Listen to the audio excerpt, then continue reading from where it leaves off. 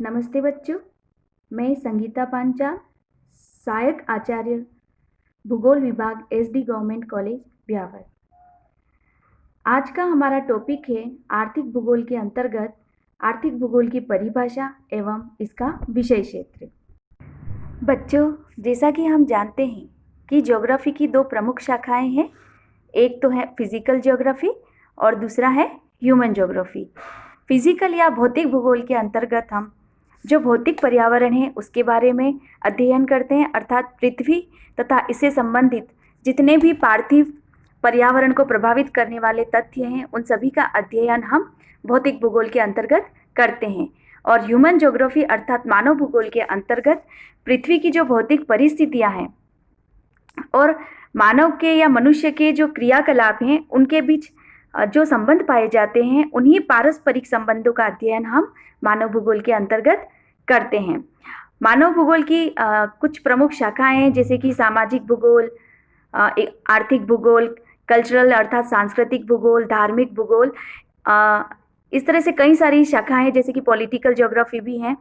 आज हम जो अध्ययन करेंगे वह है मानव भूगोल की प्रमुख शाखा आर्थिक भूगोल के बारे में, इसके अर्थ, इसके मीनिंग, परिभाषा, विषय क्षेत्र आदि के बारे में हम विस्तृत चर्चा करेंगे। बच्चों, जैसा कि हम जानते हैं पृथ्वी जो है वह मानव का घर है और मानव व पृथ्वी तल दोनों ही जो तथ्य हैं वह अस्थिर एवं परिवर्तनशील हैं। अर्थात प्रकृति में कुछ भी चीज़ स्थायी नहीं है, कोई भी स्थिर नहीं है, बल्कि परिवर्तनशीलता का नियम हमेशा चलता रहता है। अतः मनुष्य और पृथ्वी तल दोनों ही अस्थिर एवं परिवर्तनशील हैं। जो पृथ्वी की भौतिक परिस्थितियां हैं या भौतिक पर्यावरण है तथा मनुष्य के जो विभिन्न क्रियाकलाप हैं उनका जो पारस्परिक संबंधों का अध्ययन मानव भूगोल के अंतर्गत किया जाता है। तो जो आर्थिक भूगोल है वह मानव भूगोल की एक प्रमुख शाखा है। इस शाखा के जो जन्मदाता हैं वह गोत्स थे। जो जर्मन भूगोलवेत्ता थे उन्होंने 1882 में आर्थिक भूगोल नामक जो मानव भूगोल की शाखा है उसकी स्थापना की थी। इसके अध्ययन से अर्थात आर्थिक भूगोल के अध्ययन के अंतर्गत हम मानव की जो आर्थिक क्रियाएं हैं, वर्ल्ड वाइड जो भी आर्थिक क्रियाएं मनुष्य करता है उन सब का अध्ययन हम आर्थिक भूगोल में करते हैं। मानव की कुछ आकांक्षाएं होती हैं, उसकी आवश्यकताएं होती है। जो उसकी आकांक्षाएं अर्थात इच्छाएं हैं, आवश्यकताएं हैं, वह अत्यधिक असीमित और अलग अलग तरह की अर्थात विविध प्रकार की होती हैं। मनुष्य अपनी इन्हीं आवश्यकताओं की पूर्ति के लिए अनेक वस्तुओं का उत्पादन करता है और जिन वस्तुओं का वह उत्पादन नहीं कर पाता है उनका वह क्रय करता है, अर्थात उन्हें खरीदता है, और जो अपने द्वारा उत्पादित वस्तुएं हैं उनका विनिमय करता है। बच्चों, यहाँ एक तथ्य स्पष्ट है कि मनुष्य आत्मनिर्भर नहीं है, अपितु उसे अपनी आवश्यकताओं की पूर्ति के लिए अन्य पर निर्भर रहना पड़ता है, अन्य लोगों पर निर्भर रहना पड़ता है। जैसे एक देश है उसको दूसरे देश पर निर्भर रहना पड़ता है, क्योंकि जो संसार में भौतिक जो परिवेश है उसमें कई तरह की असमानताएं पाई जाती हैं और उन्हीं असमानताओं के फलस्वरूप जो मानवीय पर्यावरण है उसमें भी विविधता पाई जाती है। इस तरह से बच्चों हम देखते हैं कि इकोनॉमिक ज्योग्राफी क्या है। जो मानव की जो आर्थिक क्रियाएं हैं, इकोनॉमिक एक्टिविटीज़ हैं, उसी का अध्ययन हम इकोनॉमिक ज्योग्राफी के अंतर्गत करते हैं। बच्चों, इकोनॉमिक ज्योग्राफी की डेफिनेशन के बारे में सबसे पहले हम डडले स्टाम्प की परिभाषा की व्याख्या करेंगे। डडले स्टाम्प ने इकोनॉमिक ज्योग्राफी के बारे में कहा है कि economic geography involves consideration of geographical and other factors which influence man's productivity, but only in limited depths, so far as they are concerned with production and trade. अर्थात Dudley stamp कहते हैं कि इकोनॉमिक ज्योग्राफी के अंतर्गत उन भौगोलिक कारकों का अध्ययन किया जाता है जो कि मानव की जो प्रोडक्टिविटी है अर्थात मानव की जो उत्पादकता है, आर्थिक गतिविधियां हैं, उनको प्रभावित करते हैं। इसी तरह से जिम्मरमैन कहते हैं कि economic geography deals with the economic life of man with relation to environment. अर्थात जिम्मरमैन कहते हैं कि जो इकोनॉमिक ज्योग्राफी अर्थात आर्थिक भूगोल है उसका संबंध जो है वह मानव के जो आर्थिक जीवन है उससे संबंधित है, जो कि पूरी तरह से एनवायरनमेंट से संबंधित हैं। अर्थात जो मानव का आर्थिक जीवन पर्यावरण से प्रभावित होता है उसी का अध्ययन इकोनॉमिक ज्योग्राफी के अंतर्गत करते हैं।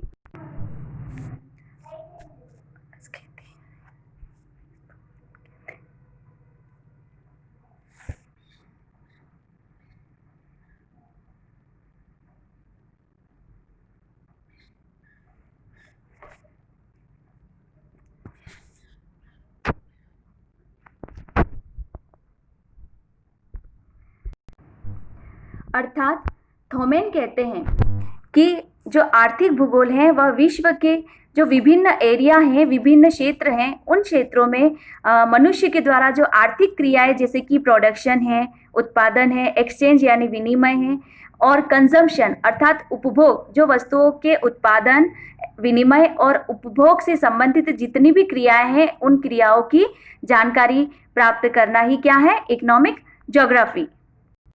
साथ ही वह इस बात पर भी बल देते हैं कि जो इकोनॉमिक ज्योग्राफी है वह जो मेन रूप से इसमें लोकेशन पर अधिक बल दिया जाता है। लोकेशन अर्थात अगर कोई वस्तु संसार में किसी जगह पर हो रही है तो उसके होने के क्या कारण है, अर्थात स्थान विशेष पर जो आर्थिक क्रियाएं हो रही है वह क्रियाएं उस स्थान पर क्यों हो रही है और कहाँ पर हो रही है, इन सभी अर्थात लोकेशन पर एम्फेसाइज करता है। इसी तरह से मैकफार्लेन भी कहते हैं कि इकोनॉमिक ज्योग्राफी जो है वह is the study of influence exerted on the economic activity of man by his physical environment and more specifically by the form and structure of the surface of the land, the climate conditions which prevail upon it and the spatial relationship which its different regions stands to one another। अर्थात मैकफार्लेन कहते हैं कि आर्थिक भूगोल के अध्ययन में हम मानव के आर्थिक प्रयत्नों पर, जो मानव की आर्थिक गतिविधियां हैं उन पर भौगोलिक तथा जो भौतिक पर्यावरण है उसके प्रभाव का अध्ययन करते हैं।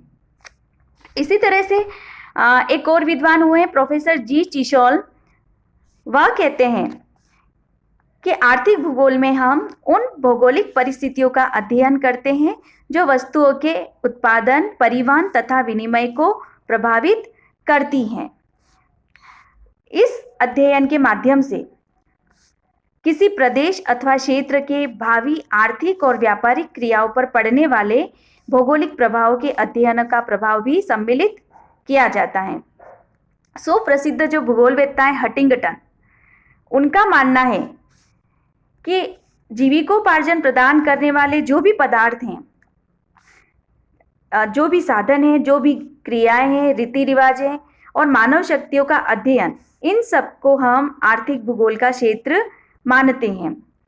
इसी तरह से प्रोफेसर शोक कहते हैं कि मानव की जो आर्थिक क्रियाएं हैं वह विश्व के जो उद्योग हैं, विश्व के जो संसाधन हैं और जो औद्योगिक उत्पादन है उन सबके अकॉर्डिंग, उन सबके अनुरूप होती हैं।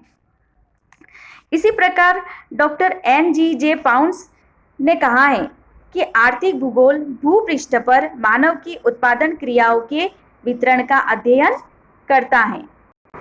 इसी तरह से प्रसिद्ध विद्वान हार्टशोन और अलेक्जेंडर का कहना है कि economic geography is the study of the special variation on the earth's surface of activities related to producing, exchanging and consuming goods and services. Whenever possible, the goal is to develop generalization and theories to account for these special variation।